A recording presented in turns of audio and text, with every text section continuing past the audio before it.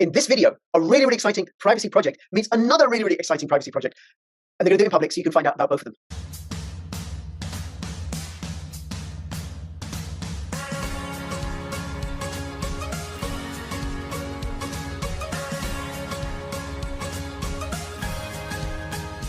Now, if you want to preserve your security and your privacy, go check out the OPOLO wallet, which I think is the most secure wallet going. Use my affiliate link for a discount.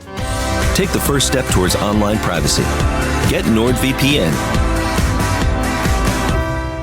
Hi, everybody. This is Crypto Rich, working with you to get rich with crypto, filling our pockets with crypto profits. I'm joined once again from Jason, who is from Komodo and Atomic Dex, and I suppose Pirate Chain as well. And I'm joined by Logan, who's one of the team at Shade Protocol, and of course me. And I'm one of the crew at Pirate Chain, and I also hold Pirate Chain and I hold Shade.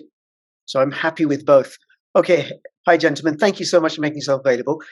Before I go on, bit.ly/CryptoRichOdyssey. Follow me on Twitter. Join my official Telegram announcements channel. Share this video far and wide, blah, blah, blah. And we recently did a video where Shade Protocol met Atomic Dex, which is a decentralized peer-to-peer true atomic swap exchange developed by the Komodo team. But Komodo also developed Pirate Chain, and Shade is born out of the secret ecosystem. Jason, do you want to say a little bit about Pirate Chain? Just a broad introduction, then Logan's he's gonna grill you. Okay, sure. So Pirate Chain is a enforced Z transaction chain. So 99% of the transactions on Pirate Chain are forced to be private. There's a couple exceptions, namely coin-based transactions, and that's for auditing purposes to make sure coins just aren't printed out of thin air through the mining process. Jason, just forgive me for interrupting you there. Just to make it clear for people who aren't au fait with what Coinbase means, right? What you mean, it's a proof of work coin, and the first coins that are generated, that are mined, those are visible. So we know that the miners aren't cheating and printing extra coins. But after that, every transaction is private. Yeah, there's a couple other exceptions. So I'll go into those. Just I know somebody will go see the Explorer, might have some questions, so I'll just go through the exceptions first. The other exceptions are to the forced privacy are delayed proof of work protection. So what this is a group of 64 nodes over at Komodo participate in a 13 signature signing process. They're randomly selected in a sortition method, and what they do is they write the block hash of the Pirate Chain onto the Komodo blockchain, and then from the Komodo blockchain, they write it on to the Litecoin blockchain. This prevents 51% attacks from happening past the notarization points. So you can't rewind back, even if some attacker were to get 51% of the hashing power of the network. They couldn't go before the notarization point. To attempt to do so, they would have to rewrite the Pirate blockchain, the Komodo blockchain, and the Litecoin blockchain, which is, I'm not going to say it's impossible, but it's, nearly impossible. It's not practical. It's not practical. And I'm like, if you're going to do a double spend attack on Pirate Chain, you might as well just do the double spend attack on Litecoin, because that's hard enough as it is. And then go and use your Litecoin to go buy Pirate Chain somewhere. That'll be a whole lot easier. Yeah. And because you only have a certain window, to do it in. I believe it's around 10 minutes to execute the attacks on the 3 different networks. Because then the next notarization will come in if you're not able to, and then all your efforts during that window will be wasted. There's one more exception to the Pirate Chain forced privacy, and that is with the atomic swaps. So there's I call them the pay to script transactions. So this because Pirate Chain is forced, the normal transactions are forced privacy, and atomic swaps matches by UTXO. There was some difficulty because there's no UTXOs on the Pirate Chain that are visible. So we created an exception to the rule that if it goes to it can be sent to a pay to script hash, but it can't be sent out. Oh, Jason, we've lost you. We lost your sound there. Okay. Am I here? Yeah. Yep.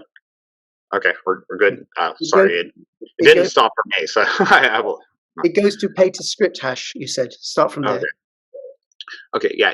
So the transaction goes from a Z transaction to a paid to script hash.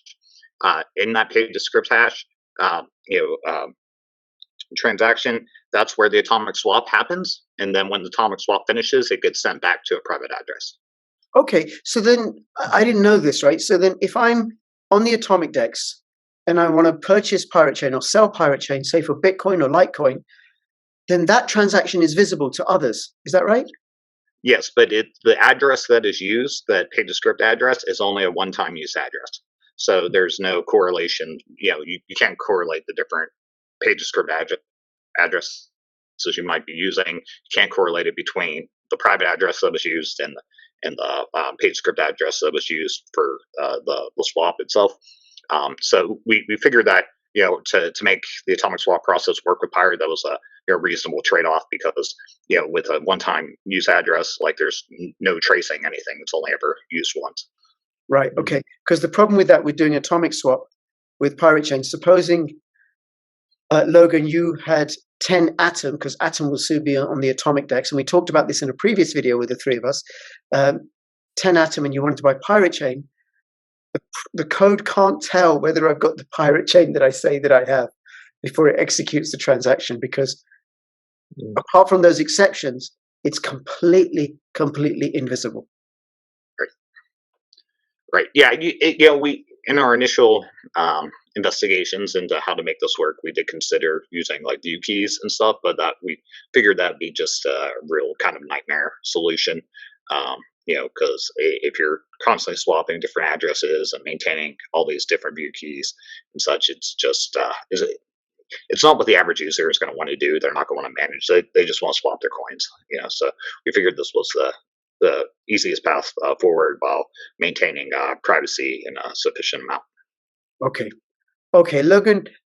Before you ask any questions about Pirate Chain, do you want to say a little bit about Shade? For sure. Yeah, so I'm the head of partnerships over at Shade, and we're an array of privacy-preserving DeFi applications built on Secret Network.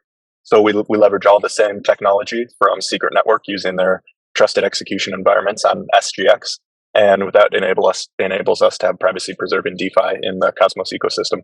We've got a swap coming soon, stablecoin coming soon, and we've already got Shade and some other apps out. Yeah, and Shade is also it's a privacy token on the Secret Network blockchain, which is part of the Cosmos ecosystem, or using Cosmos's IBC protocol. Okay, now what do you want to know about Pirate Chain, Logan? Yeah, I'm really interested off the bat if you could describe the privacy mechanism that you guys are actually using. Because for Secret Network, it's TEEs, so that allows the entire blockchain to execute smart contracts in a privacy-preserving environment. So we were able to build some interesting things on top, but I'd love to hear a little bit more about Pirate Chain's privacy mechanism there, and how you can build applications or anything on top of it, or what's the story there? So yeah, Pirates is basically built with just one function mine as a currency. The privacy mechanism it uses is the sapling upgrade to ZK snarks. So it operates on zero knowledge proofs. And basically, that it generates the arguments in such a way that it proves that you have the ability to send or spend the transaction without actually revealing any data that would be required to actually deduce that piece of information. So yeah, it's the same technology that Zcash uses. We just did it in a forced manner because it kind of made sense. Like, if you look at Zcash and you look at other ZK snarks type chains like Zen and such, everyone's all about privacy, but if you look at how much they actually use the privacy functions, it was like less than 5%, like even less than 1% on some chains. So the only way to make a user do that is to force them to do that. So that's kind of where Pirate came along, is that it just makes sense to have this a full-on privacy currency I don't want to say compete with Monero, but to offer an alternative to the ring signatures, using the zero knowledge proofs. Yes, and it does compete with Monero. I'll say that because Monero devs have said that it acknowledge that ZK Snarks is a better, more secure privacy tech, and also the other thing about Pirate Chain, it has a larger anonymity set. I keep forgetting the anonymity set for Monero. Do you remember? Do you know, Jason? Do you remember? Yeah, so they're calculated a bit differently between the systems. So with Monero, it's your anonymity is based upon how many mixins that you have, which I believe now in Monero it's like 12 or 14 that they have. Where with ZK Snarks, base transactions, it's the entire set of anonymous UTXOs. So the possibility of deducing which transactions what is severely less on ZK Snarks chains than it is on Monero. And Monero previously has had several different bugs in their implementation that have exposed users transactions histories. Yeah, So yeah, nothing like that has happened with Pirate Chain since it launched in September 2018, August 2018. Correct. Yeah, and there's another issue with the ring signatures is that each signature has a certain amount of bytes that's needed for the signature. So it kind of limits itself on like how anonymous it could be, because each signature that's just adds more and more data. And if you had like 100 mix-in, 100 signatures on the ring, that would be many kilobytes just for a simple transaction to be sent. And that's not practical for blockchains. It would eat up so much space and such. It would make the chain eventually unusable. Yep, and the way I talk about the anonymity set is like blades of straw in a haystack. So the anonymity set for Monero would be 14 blades of haystack and 1 needle. It's very crude, Jason. Okay, but I'm a layperson. I can't do it as technically as you can, right? But that's whereas for Pirate Chain, you got over 500,000 blades of straw, and growing with each transaction, more straw being added to this to this bale of straw, and you got to find the needle. And by the way, you can't see the needle. The needle's invisible as well. That's the other thing. Anything else you want to know about Pirate Chain? Yeah, so I'll apologize. I'll ask a couple ideological questions instead of technical questions. I'm on the business side of things over at Shade. So what's the ideal use case that you see users coming in for Pirate Chain, or what's the niche that you're filling with this specifically, other than privacy? Well, I mean, it's purposely, it is primarily a privacy, currency. However, we do see use case within atomic swaps. One of the atomic swap variations that we're, currently investigating and experimenting with, we call them ABC swaps, but it's essentially like a router, but for atomic swap chains. So, kind of like 1 inch for atomic DEX.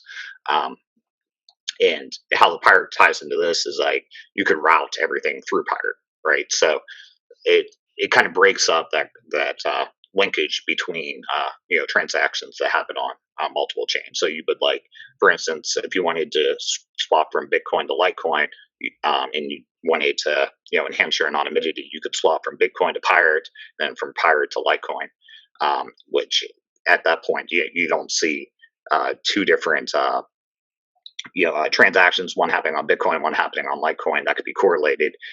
You can break them up using the privacy chain in the middle. When is that coming out? We don't have a set time. It's, like I said, it's currently under experimentation. You can find in our Atomic DEX issues one of the posts explaining what's being looked at and such. But right now we don't have a time. It's kind of just an experimental phase. Wow. But that is kind of one of the goals. And it wouldn't be just limited to Pirate, but I see like Pirate having like a bigger use case than other coins for that feature, just because people want privacy for their trades. Yep. Yeah. Absolutely. I think that's a super important use case there, especially on the routing side for chains and tokens that don't have native privacy. And Shade Protocol's interested in solving a pretty similar problem there, except we're lucky enough to have secret network smart contracts that allow people to do a bunch of different DeFi actions within the Shade ecosystem before bridging back out. But there's the bridge risk obviously tied there, so it's not atomic swap necessarily directly from Ethereum or Bitcoin to Shade Protocol, but it does still leverage kind of the same ideas there of allowing an environment for privacy preserved DeFi to take place, and then after that you can route back to your intended or desired environment or ecosystem. Yeah, I mean the two are different. Pirate Chain is private cash, private digital cash. and whereas Shade is a private smart contract platform. Mhm. So they do different things. Okay, Jason, anything you want to know about Shade Protocol? Like, any questions? Yeah, can you explain a little bit about their privacy preserving mechanism? You said trusted execution environments. Yes. I believe. Yeah, so TEs are built on Intel XGI systems, and that allows the smart contracts to take place in a hardware privacy environment. So we're able to run similarly to any other chain that has. You've got like Ethereum that has smart contracts built on top of it, and we're able to run those smart contracts in a trusted execution hardware environment. I don't have super specific details on how it functions. Again, I'm on the business side instead of tech, so unfortunately, I can't answer that super thoroughly for you. I can give a proper technical explanation that Jason will understand. Okay, so there's Wonderful. so the transactions go into this box. You know the cameras in the 1920s where the photographer would put a curtain over his own head and then take the picture? That's a trusted execution environment. That's how it works. No one can see what's happening inside the box. There you go, Jason. Oh yeah, I was just wondering because like how the verification that the computation was done correctly, or what was happening. But yeah, like you said, you're not on the tech side because it's something I'm actually interested because I know one of the big use cases for zero knowledge proofs that is currently being investigated by the real brains in the space, like Dr. Matt Green and others, is verifiable computation. So basically, using like a ZK, zero knowledge proof to prove that you did some sort of computational work. Because like right now, a lot of projects, or it doesn't have to be a blockchain project, but like they're outsourcing computation to third parties, whether that's like data insights or whatever, and this third party is just giving them back results, and unless you go through and do the same work twice, like basically proof by replication, like you don't know, and that doing that you're essentially paying twice the amount for what you could have done. So like I know this is like a big field. I know on the zero knowledge proof side though, it's still like 5-10 years away for to do it. There is some at least on the blockchain side, projects out there that are looking into this. One's called Socrates, Socrates, but with a Z, and they have done something like this for a simple, just proof of a hash, like that you the input to the hashing algorithm generate a certain hash. But like other than that, I don't think they've gone any further. And that's why I was wondering about the trusted execution environments, is because like obviously there's a lot of computation that has to be done for the DeFi stuff. It's like, how do you make sure it's all right?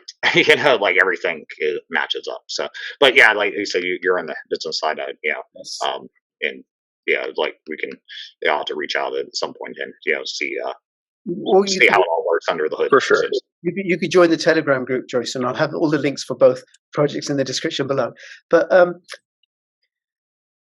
so Shade Protocol uses trusted execution environments, plus it has the ability for auditing purposes. You can have, you can share the information, you can make it visible and apparent, which is really useful for commercial uses and also for taxation uses and stuff. So it can be audited. I want to ask both of you about the structures of the teams and the launches. So Logan, do you want to say what is the structure for Shade? What's the company behind it? How much did you raise in the ICO?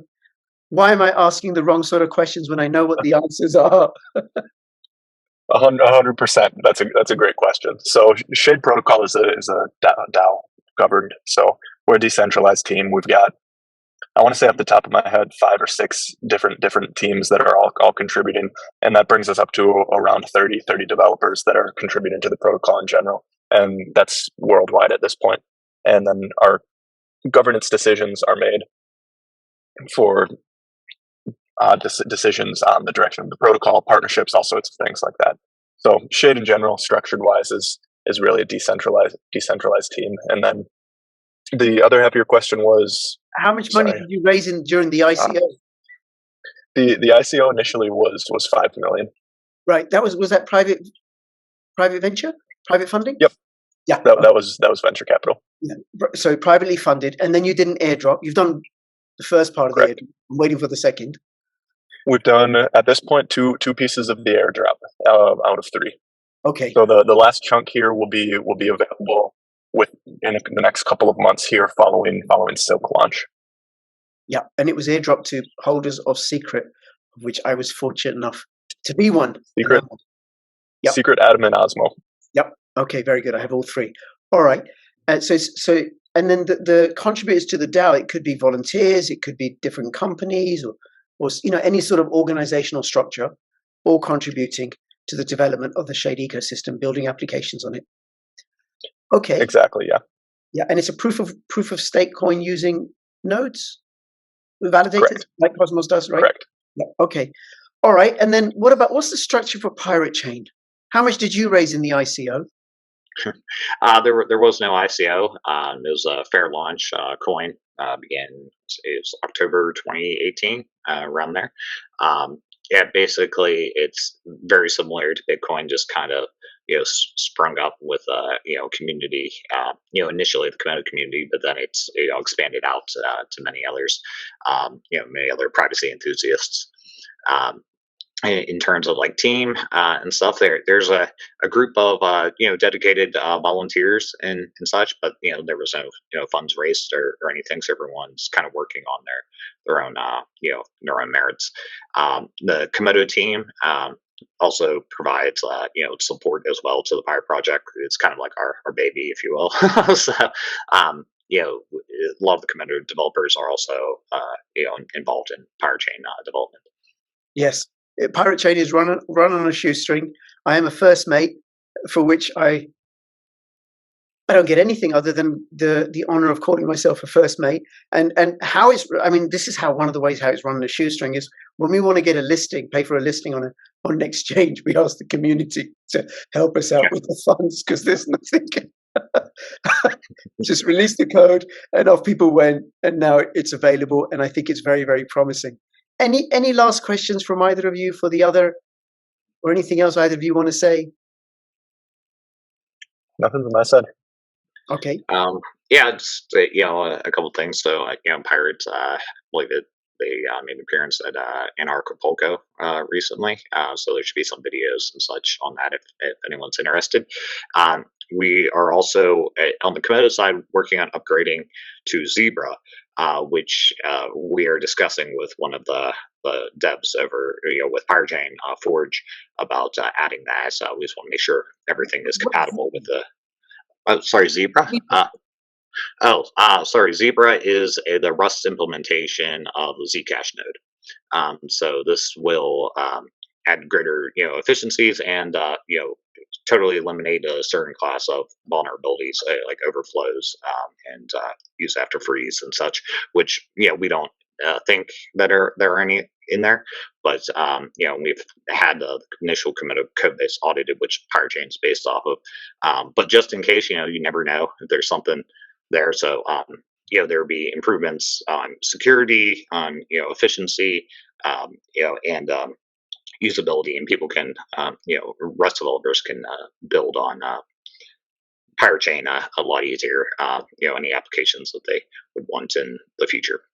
But like right now, this is coming out on the Komodo side, and one of the main devs over at Pirate Chain Forge, has to go through it and make sure everything's compatible with the fixes and stuff that he's made over time. So, hopefully that the idea is to get that ported over onto Pirate, here sometime this year.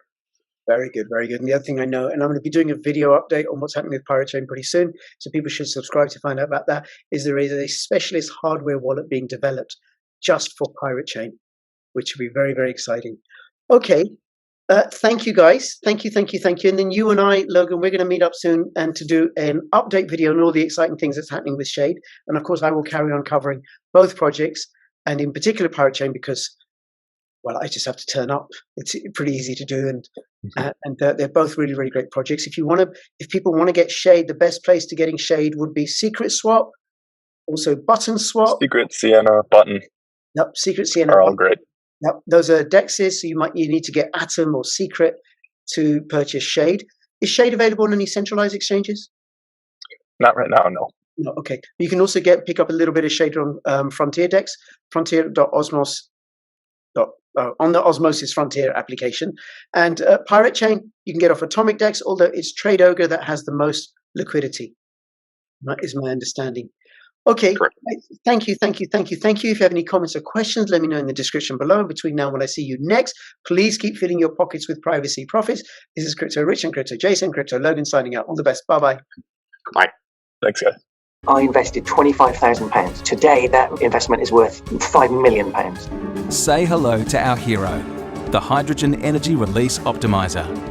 Limitless power, zero emissions.